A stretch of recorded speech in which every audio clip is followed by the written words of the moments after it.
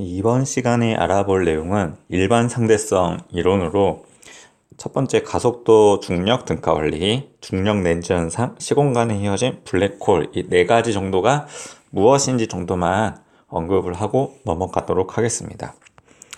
먼저 가속도, 중력, 등가 원리라고 하는 내용을 설명을 하려면 지난 시간에 배웠던 관성력에 대해서 알아봐야 되는데 요 세 가지 경우를 지난 시간에 했기 때문에 한 가지 경우만 하고 넘어가도록 하겠습니다. 가운데 경우를 한번 볼까요? 이 안에 있는 사람이 철수라고 하고 몸무게가 질량이 60kg이라고 합시다. 그러면 이 철수는 가만히 있어도 아래 방향으로 중력인 600N의 힘을 받게 되는 거죠.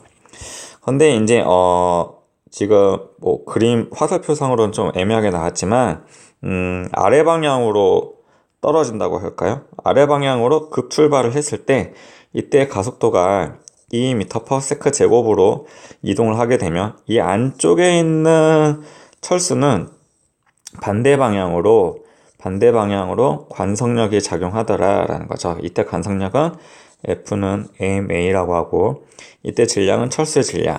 그 다음에 이때 가속도는 요 떨어질 때 가속도랑 같지만 방향은 반대인 가속도가 되겠죠. 그래서 120N이라고 하는 관성력이 위쪽 방향으로 작용하게 되는데, 그러면 가만히 있을 때 아래 방향 무게에서 위쪽인 반대 방향인 관성력을 작용받아서 아래로 떨어지는 그 순간 아니면 아래로 계속 가속도가 작용하고 있다 그러면은 이 안에 있는 철수는 평소의 몸무게보다 가볍게 느껴지더라 하는 게 관성력에 대한 내용이었죠. 이거를 가지고 이제 아인슈타인이 일반 상대성 원리 이제 적용을 한 거예요. 제목은 뭐 가속도, 중력, 등가 원리라고 되어 있는데 이게 무슨 소리냐면 가속도하고 중력은 같은 값이다, 같다, 동일하다, 이퀄이다, 뭐 이렇게 얘기를 하는 거죠.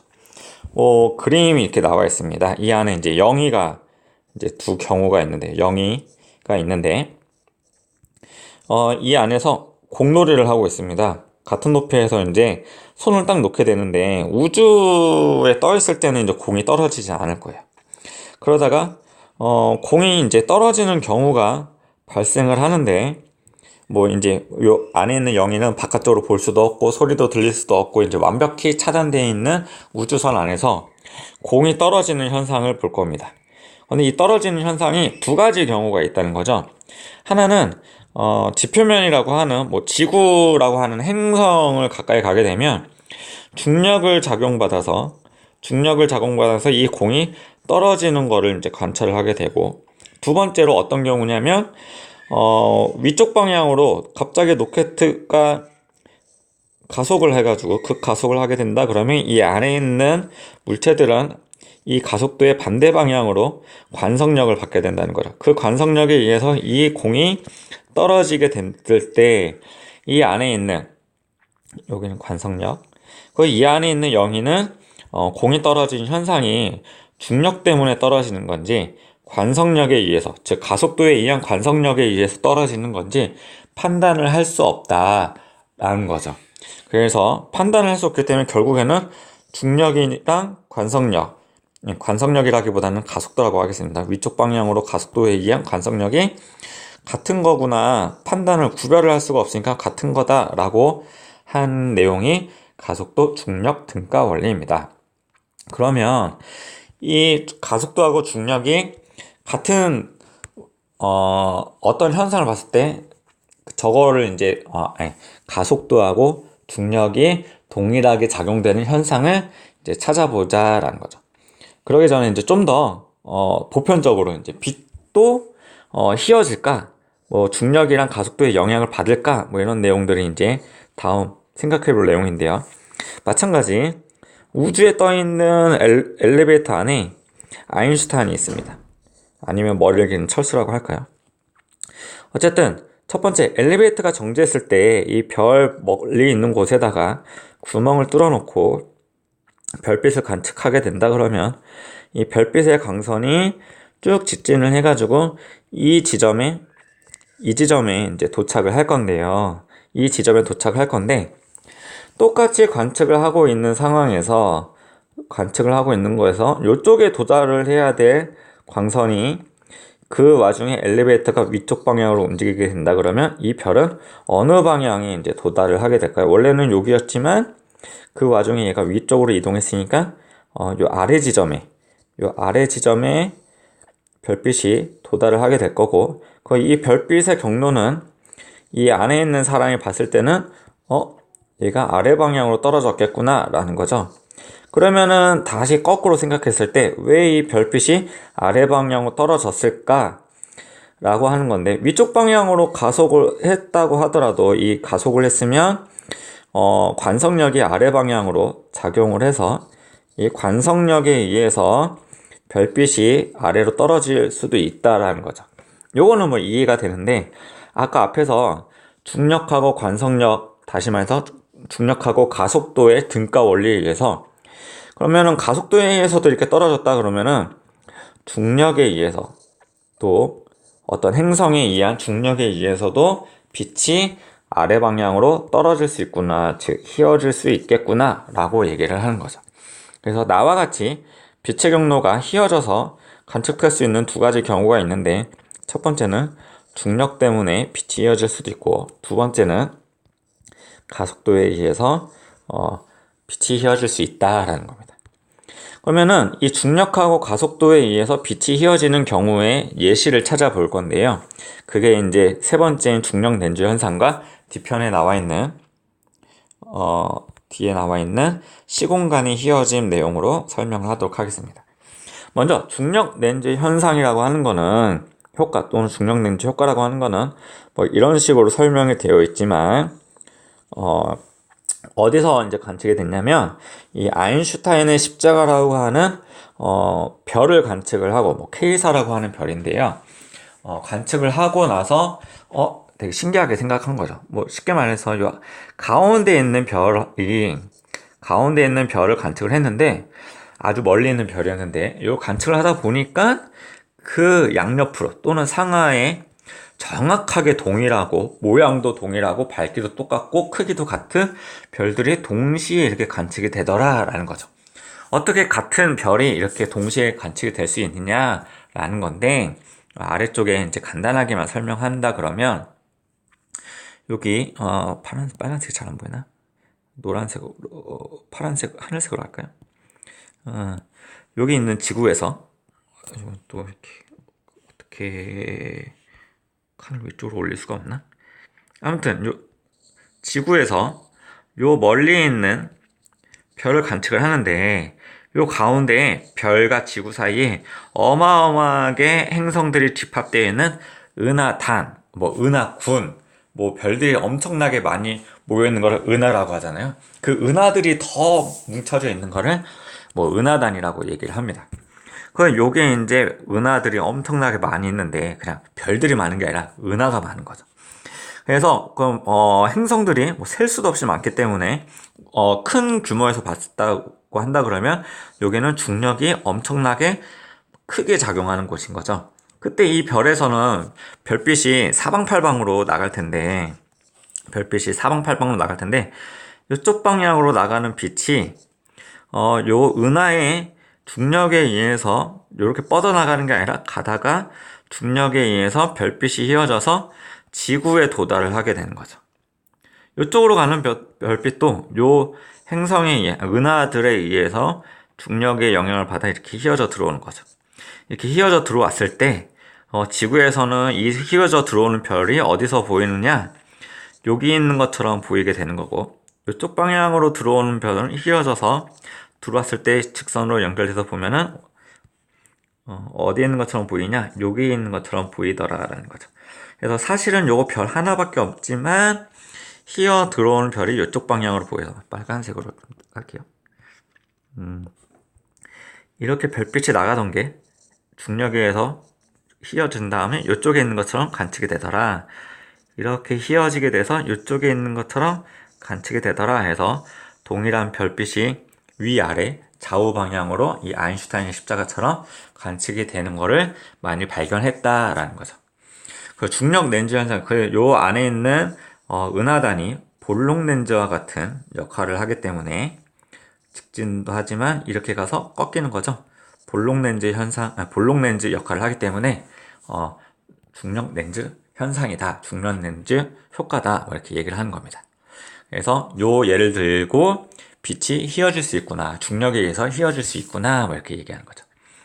근데 여전히 지구에서 가까운 곳, 즉 태양계 내에서 그러한 현상이, 빛이 휘어지는 현상이 나타나면 믿을래 하는 과학자들이 되게 많았던 거죠. 아주 멀리 있는 우주 같은 경우는 뭐 실질적으로 관측하기가 너무 어려우니까 태양계 내에서 이러한 현상들을 이제 관측을 하고 싶다라는 겁니다. 그래서 이제 지구에 있었던 어떤 캐링턴이라고 하는 아인슈타인 추종을 하는 과학자가 이러한 아이디어를 생각을 했어요. 태양이 여기 있고 태양 뒤쪽에 있는 별이 여기 있을 때 별을 관측을 했을 때 이 태양에 의해서 태양은 이렇게 중력이 되게, 태양계 내에서는 가장 중력이 강력한 뭐 행성이라기보다 항성이긴 하지만 중력이 매우 크게 작용하기 때문에 이 별빛에 의한 빛이 뭔가 휘어져 가지고 다르게 관측이 될 거다라는 거를 이제 아이디어를 생각을 해낸 거예요. 근데 이렇게 관측을 하려다 보니까 약간 어려움이 있죠. 태양 바로 뒤편에 가려져 있는 건 아니긴 하지만 요 낮에 요 별의 위치를 측정을 하려면 어려움이 있어요. 태양빛이 너무 밝으니까 별빛이 당연히 보이지 않아야 되겠죠. 그래서 어떤 경우에 이제 이런 실험을 하게 됐느냐, 개기일식 때 태양이 가려져서 달에 의해서 태양이 가려져 가지고 온 하늘이 어두워질 때 이 별빛을 관측을 했는데, 별의 위치는 이미 알고 있었지만 태양 때문에 뭔가 중력에 의한 실질적으로 관측된 위치는 여기에서 이제 별빛이 보이더라라는 거죠. 그래서 원래 별의 위치는 여기였는데 관측을 하다 보니까 요 정도의 오차가 발생한 거를 개기일식 때 찾아냈어요. 그래가지고 이제 약 이 정도 1.75초 정도의 각도 차이를 발견을 내고 나서 별빛이라고 하는 녀석이 태양 때문에 이렇게 휘어지더라라는 거를 이제 찾아냈습니다. 그럼 중력 때문에 왜 이렇게 별빛이나 뭐 태양빛 이런 것들 멀리 있는 빛들이 휘어지게 되느냐라는 건데, 뭐 쉽게 말을 해서 요 아래쪽에 있는 그림으로 설명한다 그러면 쉽게 말해서 요게 아주 얇은 끊어지지 않는 담요라고 한번 생각해 봅시다. 그러면 요 가운데 이제 아주 무거운 태양 같은 볼링공이 딱 들어가게 된다 그러면 담요가 구겨지겠죠. 이게 가운데가 움푹 파여 있는 상황인데, 여기가 지구고요, 여기가 별빛이면 이 별빛이 우주를 가는 동안에 예를 들어서 이쪽 방향으로 이렇게 직진해서 가야 될 것들이 완전히 관측이 안 돼야 되는데, 이 공간이 우주 담요가 휘어져 있기 때문에 별빛이 가다가 그 휘어져 있는, 움푹 파여 있는 데를 통과를 하면서 지나오게 되는 거죠. 그래서 지구에 이제 별빛이 도달하게 되는 거고, 지구에서 생각하기에는 이쪽에 뭔가 별이 있는 보구나라고 이제 관측이 하게 되는 거죠. 그래서 빛이 휘어지는 거는 우주 공간이 휘어져 있기 때문에. 우주 공간은 왜 휘어지는 거냐? 엄청나게 많은 중력, 질량을 가지고 있는 물체에 의해서 이제 공간이 일그러질 수 있다라는 거고, 그 일그러진 공간에 의해서 빛도 휘어지게 된다라는 거고, 여기 이제 시공간이라고 되는데, 시간 같은 경우 뭐 빛이 이제 뭐 빛보다 빠르게 움직이는 물체는 없지만, 즉 공간이 휘어짐으로써 이제 빛의 속도가 약간 차이가 생기는 거죠. 그렇기 때문에 이제 뭐 인터스텔라 영화와 같이, 아니면 빠르게 움직이는 것처럼 지난 시간에 배운 특수상대성 이론에서 배운 뭐 시간 팽창이라고 하는 현상들도 같이 일어나게 되더라 하는 내용입니다. 그 다음에 이제 중력에 의한 시간 지연이라고 되어 있는데, 쌍둥이 패러독스라고 하는 내용으로 더 유명해요. 이거는 뭐 그냥 중요한 내용이긴 하지만 오히려 더 재밌는 내용일 수도 있습니다. 뭐 간단하게 얘기해서 쌍둥이가 있었어요. 그런데 한 명은 이제 우주인 개발자여가지고 빛과 같은 속도로 이제 빨리 움직일 수 있는 로켓을 발명을 하고 나서 우주여행을 갔다가 돌아오는 도중에 이 지구에 남겨져 있는 사람이 엄청나게 늙었죠. 대략 한 50년이 지났다고 한번 해봅시다. 50년이 지났으면 원래는 이 우주선에 탄 사람은 갔다 와서 이 사람도 50년이 지나서 똑같은 나이가 돼야 되는데 지구에 있는 사람만 할아버지가 된 거죠. 왜 그러냐? 특수상대성 이론에 의하면 빠르게 움직이는 물체에 있는 시간은 천천히 가기 때문에 이 사람은 갔을 때랑 크게 다르지 않는 청년의 모습, 얼굴은 할아버지지만 어쨌든 늙지 않았다는 거죠. 지구에 있는 사람은 늙었는데 쌍둥이 패러독스는 뭐냐? 갔다 온 사람이 이런 결과가 일어나지 않을 거다라는 겁니다. 갔다 왔더니만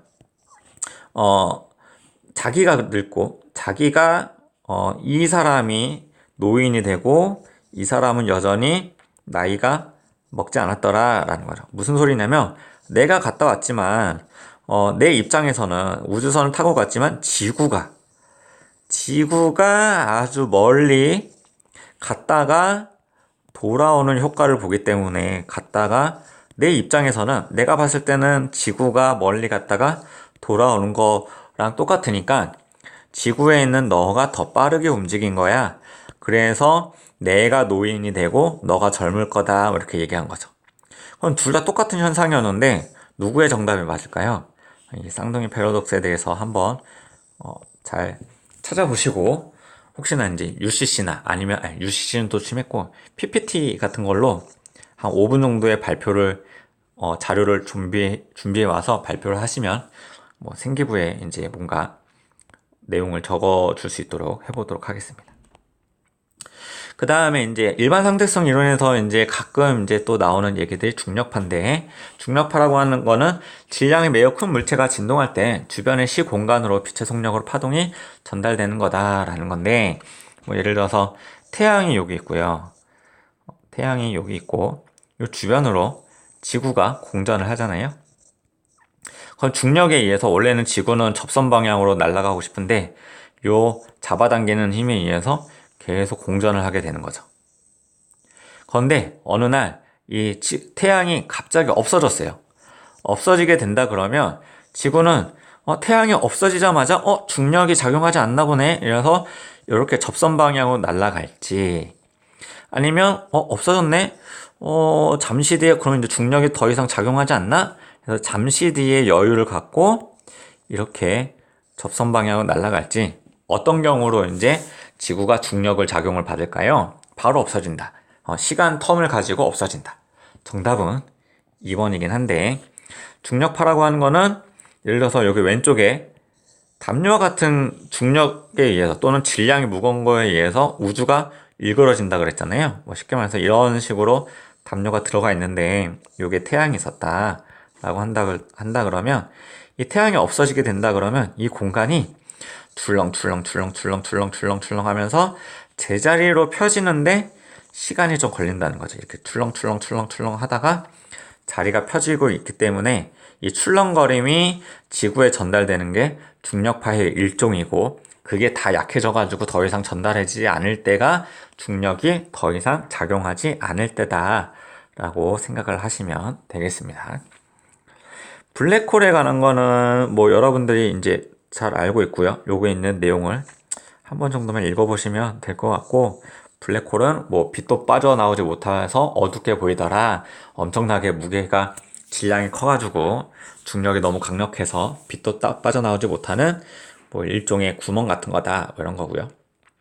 백조자리 시그너스 X1이라고 하는 요 아래쪽에 있는, 뭔가 오른쪽에는 백조자리의 행성들이 이렇게 은하들이 많이 있는데, 여기 이제 블랙홀이라고 하는 곳에서 요 은하들을 막 흡수하는, 빨아 들어가는 이런 게 관측이 된다고 합니다. 이런 거고, 사건 지평이라고 하는 거는 예를 들어서 빛이 요 블랙홀에 빨려 들어가게 된다 그러면 빛도 빠져나오지 못한다는 소리는 그만큼 아주 강력한 중력으로 빛도 빨아들인다는 소리인데, 요 중심부에 가게 된다 그러면 빛의 속도만큼이나 뭔가 빨아들이는 속도가 엄청나게 빠르다는 거예요. 30만 km/s로. 그럼 빠르게 움직이기 때문에 빛과 같이 빠르게 움직이게 된다면 시간이 팽창을 하게 되는데, 이때 팽창하는 게 무한히 빛의 속도만큼이나 빠르게 움직이게 된다. 그러면 시간 지연이 무한이 돼서 시간이 아예 멈춘 것처럼 보이는 현상이 나타나는데, 그런 거를 이제 사건 지평이라고 합니다. 뭐 이 정도로만 하고 이제 일반 상대성 이론은 마치도록 하겠습니다. 뭐 계산하는 문제나 이런 게 있지 않기 때문에 일반 상대성 이론하고 관련된 내용들, 주제들이 무엇이 있는지 정도만 알아두시면 좋을 것 같아요. 블랙홀, 뭐 중력파, 시공간의 히어징, 가속도, 중력 등가 원리, 중력 렌즈 현상, 뭐 이런 거 정도를 단어, 주제로 연관지어서 알고 있으면 좋을 것 같습니다. 오늘 여기까지 할게요.